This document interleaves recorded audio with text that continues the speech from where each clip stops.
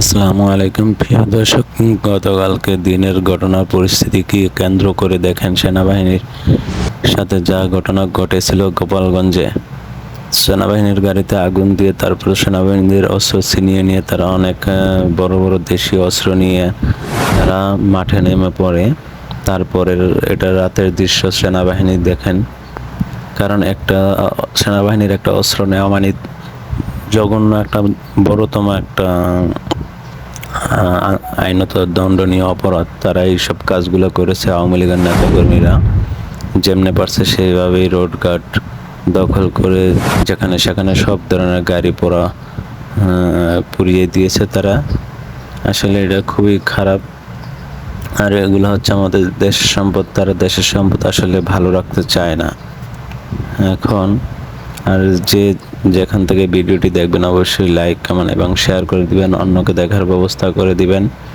আসলে এই পরিস্থিতিতে এমনটা আশা করে না গোপালগঞ্জের মানুষ, যে এইভাবে রাস্তা ব্লক করে এইভাবে সেনাবাহিনীর গাড়ি ভাঙচুর করে এবং তাদের অস্ত্র ছিনিয়ে নেয়। এটা সবচেয়ে বড় একটা অপরাধ আইনত। তো যাই হোক, আসলে আমরা সবাই এখন কম বেশি বুঝি, আমরা এইসব কর্মকাজ থেকে বিরত থাকব।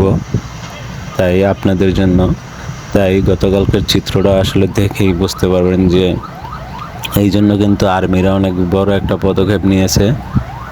যাকে পাবে এর জন্য অস্ত্র তো যার কাছে পাবে এটা তো আছেই, কড়া নিরাপত্তা দিছে। আজকে যে গোপালগঞ্জের কি হবে রাত্রে তা কেউই জানে না। যাই হোক, গোপালগঞ্জের পরিস্থিতি শৃঙ্খলা ফিরে আনার জন্য সেনাবাহিনী কঠোরভাবে নেমেছে, দেখতে পাচ্ছেন। কারণ সেনাবাহিনীর অস্ত্র ছিনিয়ে নিয়ে আওয়ামী লীগের নেতাকর্মীরা মিছিল, এটা খুবই খারাপ। এটা খুব লজ্জাজনক একটা পরিস্থিতি তারা করেছিল গতকালকে দুপুরবেলা।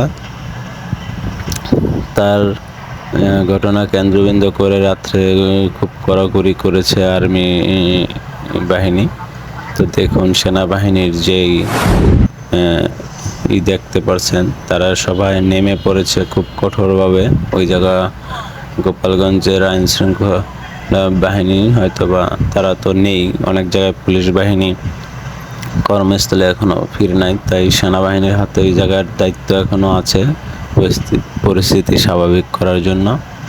তো সকল দর্শককে আমার আন্তরিক ধন্যবাদ, যে যেখান থেকে ভিডিওটি দেখবেন অবশ্যই লাইক, কমেন্ট, শেয়ার করে দিবেন এবং অন্যকে দেখার ব্যবস্থা করে দিবেন।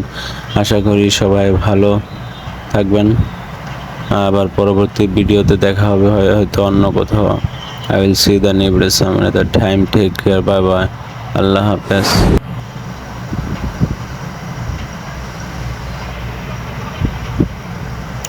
আর এ পর্যন্তই থাকবেন, সবাই ভালো থাকবেন, সুস্থ থাকবেন। এইসব কর্ম